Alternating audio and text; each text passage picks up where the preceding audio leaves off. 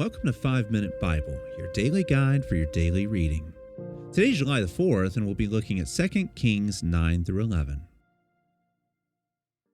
Now, yesterday, Elijah's ministry revealed startling reversals. A Syrian outsider was cleansed, an Israelite insider was judged. Lepers became messengers of deliverance, and Elisha also wept as he foresaw the judgment that would soon sweep across Israel. Today, that judgment arrives.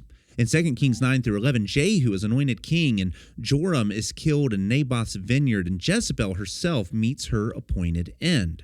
Ahab's dynasty is destroyed forever, and Baal's temple is demolished. And at the same time, Athaliah attempts to extinguish David's royal line, but a single child is hidden who will preserve it. Ahab's house falls exactly as God had promised, while David's house survives because God's covenant promises will never fail. And in that way, Elisha sends one of the sons of the prophets to anoint Jehu as king over Israel. And Jehu is commanded to strike the house of Ahab and avenge the blood of the Lord's prophets and the servants shed by Jezebel.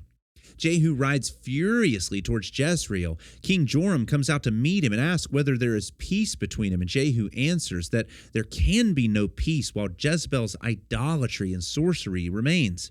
He shoots Joram and orders that his body be thrown into the field that belonged to Naboth, fulfilling the prophecy that was spoken by Elijah. Ahaziah, the king of Judah, is also killed because Judah's royal house has become deeply entangled with Ahab's dynasty. Jezebel then looks down from a window, still defiant. At Jehu's command, her servants throw her down to the ground, and she is trampled, and the dogs come and consume her body exactly as the Lord had spoken. Jehu then proceeds to destroy Ahab's descendants, and he gathers the worshippers of Baal through deception, and they are killed. Baal's temple is demolished, and the site is turned into a latrine, which is another word for a toilet. Yet Jehu doesn't turn to the Lord with all of his heart. He destroys Baal, but he continues the golden calf worship that was established by Jeroboam. And meanwhile, Athaliah seizes Judah's throne and attempts to destroy David's royal offspring. But the infant Joash is hidden in the temple for 6 years. And at the appointed time, Jehoiada the priest reveals him and crowns him, and Athaliah is executed, which means David's throne is preserved.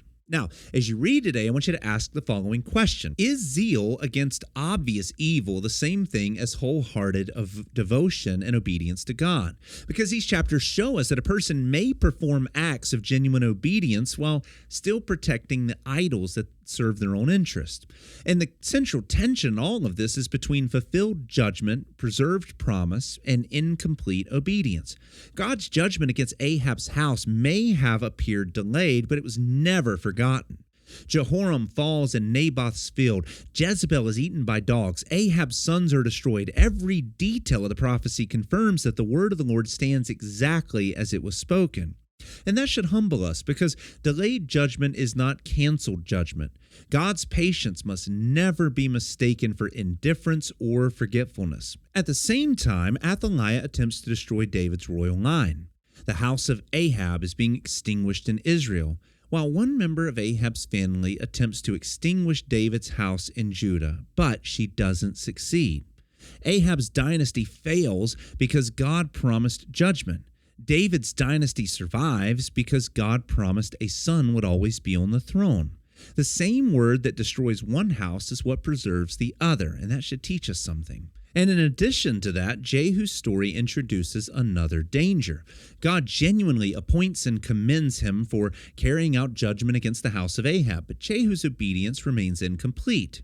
He destroys Baal worship because it belongs to Ahab's dynasty, and yet he preserves Jeroboam's calf worship because they remain politically expedient and useful to his interest. And that gives this episode sharp personal application, because it's easy to condemn sins that don't tempt us. It's easy to denounce the compromises of other people while defending our own. We may be fierce against public wickedness while remaining gentle with our private pride or greed or lust or bitterness or fear or ambition. True repentance doesn't merely destroy the idols that we dislike or that are not useful to us, but it also surrenders the idols that we love as well. And in that way, Jehu is appointed as an instrument of divine judgment, but he is not the righteous king and the righteous judge that every person on earth needs. He carries out God's sentence against Ahab, and yet his own heart remains divided.